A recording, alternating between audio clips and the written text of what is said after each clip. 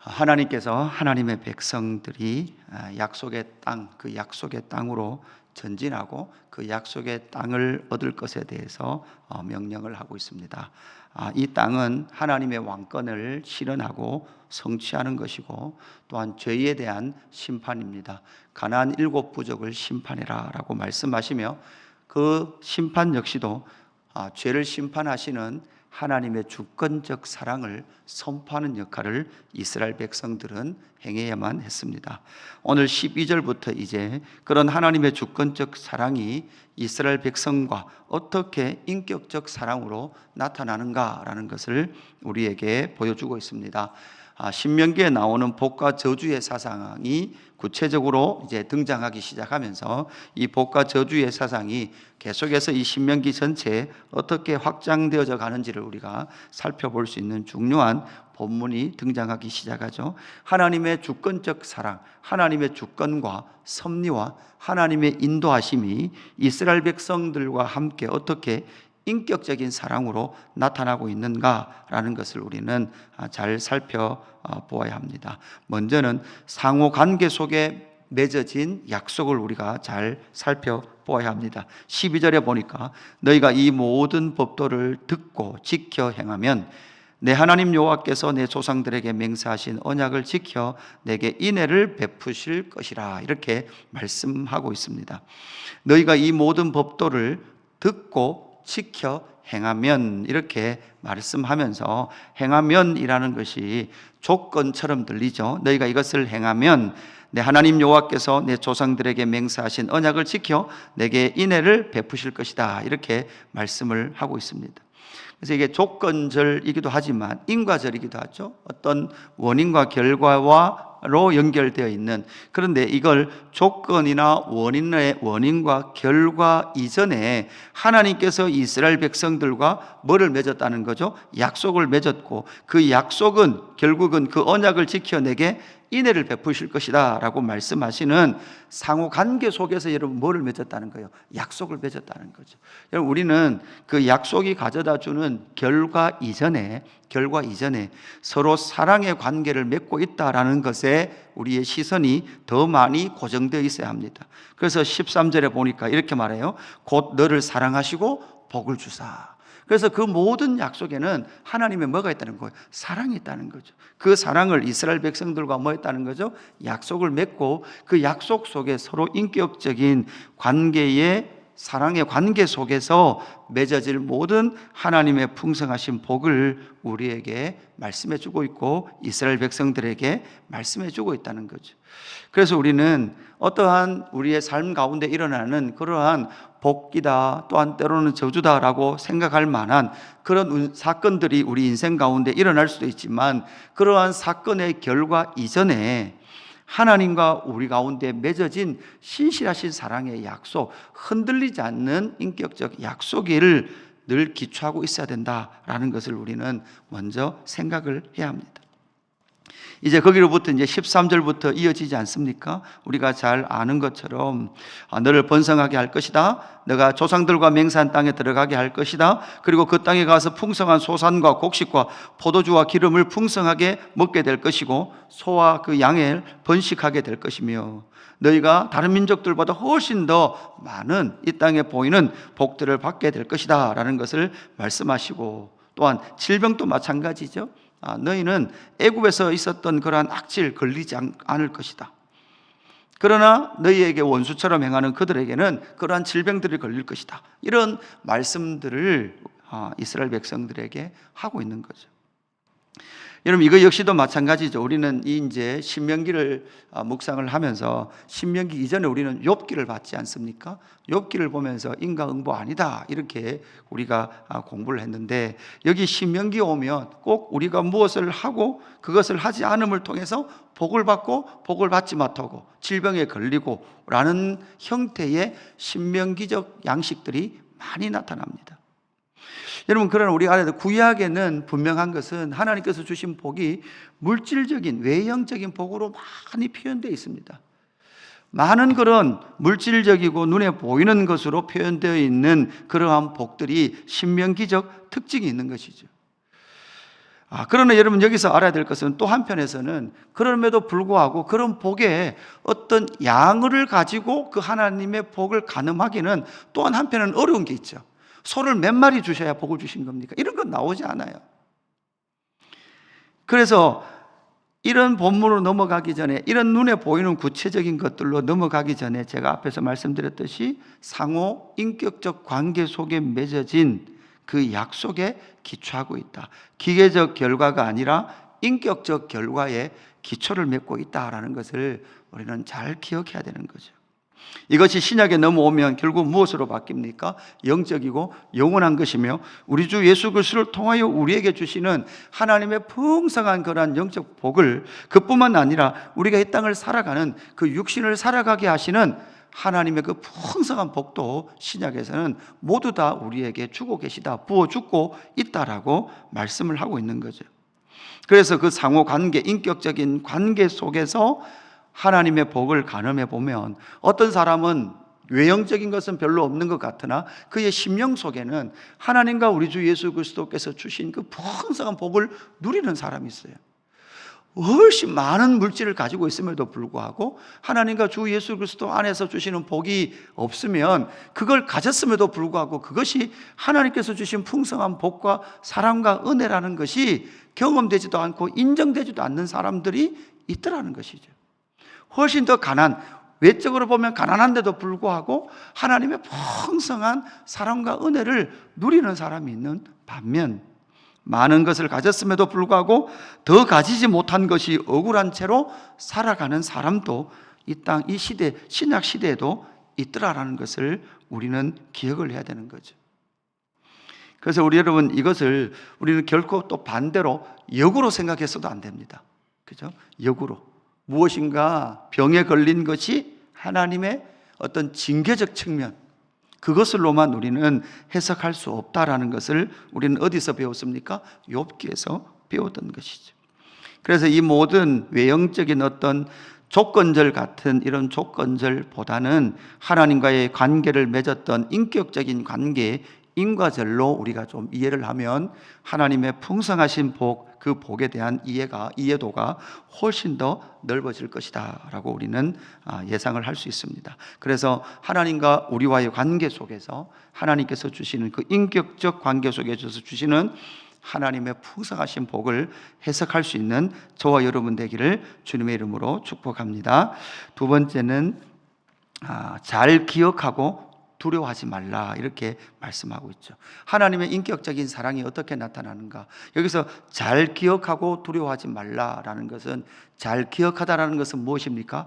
과거에서 있었던 일이죠. 과거에 있었던 일, 하나님께서 이미 이스라엘 백성들에게 행하신 그 일이죠. 그리고 두려워하지 말라는 것은 오늘과 미래, 현재와 미래의 상태를 말해주고 있는 것입니다. 그래서 오늘과 미래의 그 형편은, 상황은 결국 무엇에 기초하고 있습니까? 지나간 시간들의 속에서 하나님께서 행하신 놀라운 사랑의 기초를 하고 있어야만 오늘과 내일이 여러분 어떻습니까? 두렵지 않습니다. 그래서 17절에 보면 그들을 두려워하지 말고 내 하나님 여호와께서 바로와 온 애굽에 행하신 것을 잘 기억하되, 이렇게 되어 있죠. 잘 기억하되. 그래서 21절에 보니까 너는 그들을 두려워하지 말라, 이렇게 말을 하고 있습니다. 여러분, 결국은 하나님께서 너희들 잘 기억해라 라는 것은 무엇입니까?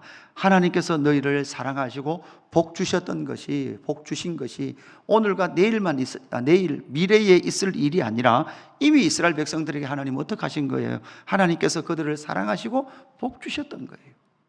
여러분, 오늘까지 저와 여러분이 살 수 있었던 것은 지나간 시간에 하나님께서 우리에게 풍성한 복을 이미 주셨기 때문에 우리는 이 은혜를 누리고 살 수 있었던 거예요.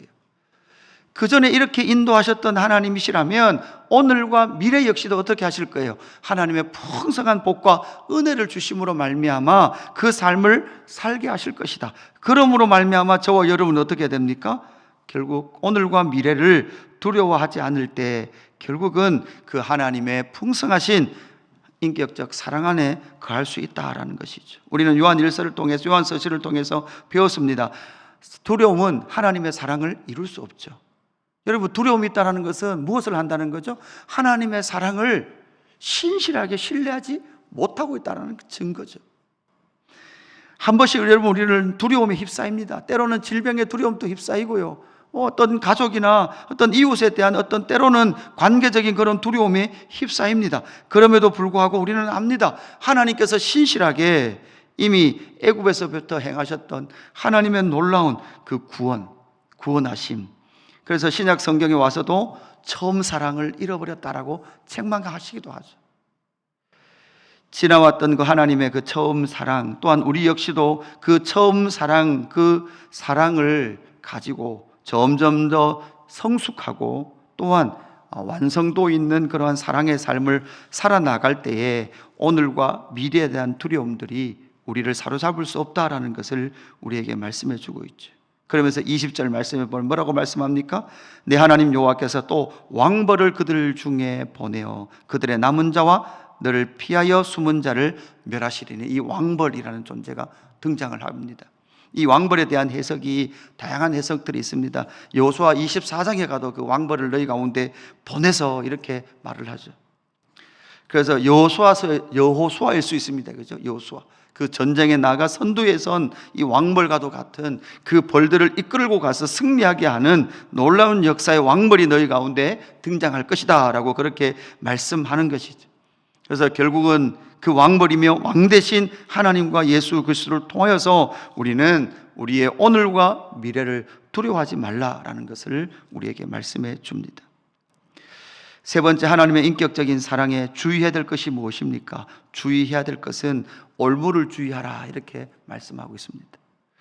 그래서 25절 후반절, 25절에 보니까 너는 그들이 조각한 신상들을 불사르고 그것에 입힌 은이나 금을 탐내지 말며 취하지 말라.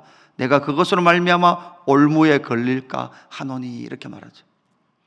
여러분, 신상을 만들었던 금이나 음을 내가 많이 소유하면, 반대로 말하면 앞에 그 12절에서 16절로 보면 뭐를 많이 받은 것 같아요? 은이나 금을 많이 소유하면 하나님께서 복 많이 주신 거잖아요. 그런데 문제는 그 은금의 기초가 뭐냐는 것이죠. 결국은 우상을 덮었던, 입혔던 그러한 은금이다, 이렇게 말씀하고 있는 거죠. 네가 그것으로 말미암아 올무에 걸릴 수 있다. 그렇게 올무에 걸리는 것은 내 하나님 여호와께서 가증히 여기는 것에 너의 마음과 너의 탐심이 있었기 때문에 결국은 그 올무에 걸린 것이다 라는 것을 우리에게 말씀해 줍니다. 16절 말씀에도 이렇게 말씀하고 있죠. 내 하나님 여호와께서 내게 넘겨주신 모든 민족을 내 눈이 긍휼히 여기지 말고 진멸하며 그들의 신을 섬기지 말라. 그것이 내게 올무가 되리라, 이렇게 말씀하죠. 여러분, 왜 여기서 이들이 이런 신, 타민족의 신들의 그들의 눈이, 그들의 시선이 머물까요? 결국은 앞에서 말했던 모든 복을 주시는 근원은 누구십니까? 하나님이십니다. 그런데 그 복의 근원을 여러분 뭐 하는 거죠? 옮겨버립니다. 누구에게로 옮깁니까? 우상들에게로 옮겨버리는 것이죠. 왜냐하면 인간들이 생각하기에, 이스라엘이 생각하기에 하나님이 주시는 복은 우리가 생각하는 복과는 때로는 좀 차이가 있는 것 같아요. 때로는 내가 기대했던 복과는 좀 다른 모습으로 나타나는 것 같기 때문에 그러했던 것이죠. 신약시대를 살아가는 우리 역시도 여러분, 우리 안에 있는 우상은 무엇입니까? 결국 내가 원하는 그 복, 내가 기대하는 그것을 얻기 위하여서 끊임없이 만들어내는 그 생각을 타고 들어온 우리의 탐심과 그러한 탐욕이 결국 신앙생활 가운데 올무를 놓아놓고 그 올무에 걸려버리는 그 삶을 살게 되더라는 것이죠. 여러분, 이 올무를 벗어날 수 있는 유일한 길은 무엇입니까? 예수 그리스도시고 예수 그리스도께서 걸어가셨던 그 길이에요. 십자가의 길입니다. 오늘 이 아침에 하루를 시작하는 저와 여러분 삶 가운데 분명히 우리의 원수는 올무를 수없이 놓아놓았을 겁니다. 잘 보이는 데 놓을까요, 올무는요? 특별히 이 겨울에 많이 올무를 놓잖아요. 겨울에 올무를 많이 놓는데 그 올무 안 보이도록 놓습니다. 그죠? 잘못하면 걸려버립니다. 그래서 오늘 이 하루도 기도하시면서 하나님과 인격적인 그 관계 속에 하나님을 만나고 하나님의 첫사랑 가운데 있었던 그것을 기억하고 그 사랑 안에 전진해가는 저와 여러분의 삶이 되기를 주님의 이름으로 축복합니다. 아버지 하나님 감사합니다. 우리는 너무나 쉽게 하나님께서 주시는 복, 그것을 눈에 보이는 것으로 가늠하고 판단하려고 하는 그러한 마음들이 등장합니다. 하나님, 그럼에도 불구하고 하나님께서 이스라엘 백성들을 출애굽시켰던 그 구원의 사랑처럼 하나님께서 우리 주 예수 그리스도의 그 복음을 통하여 우리를 구원하시고 하나님의 나라로 이끌어가시는 하나님의 신실하시며 인격적인 사랑 안에 하나님의 마음과 그러한 복을 가늠하는 저희들 될 수 있도록 인도하여 주옵소서. 하늘에 속한 모든 신령한 복을 우리에게 주셨고 또한 이 땅을 살아가게끔 하시는 하나님의 복을 우리에게 주심으로 말미암아 오늘 이 하루도 하나님의 사랑 안에 거합니다. 또한 이 땅을 살아갑니다. 그래서 하나님, 오늘과 내일이 두렵지 아니오니 하나님의 부르심을 쫓아 하나님께서 우리를 부르시고 세우신 그 목적을 쫓아 살아가는 우리 인생 될 수 있도록 인도하여 주옵소서. 원수는 우리를 계속해서 두렵게 만듭니다. 두려움이라는 올무를 놓습니다. 하나님, 그 두려움 때문에 우상 숭배라는 올무에 걸리지 않게 하시고 하나님, 우상을 덮고 있던 은금에 우리의 마음이 뺏기지 않도록 지켜 보호하여 주옵소서. 감사함을 드리며 구주 예수 그리스도 이름으로 기도드리옵나이다. 아멘.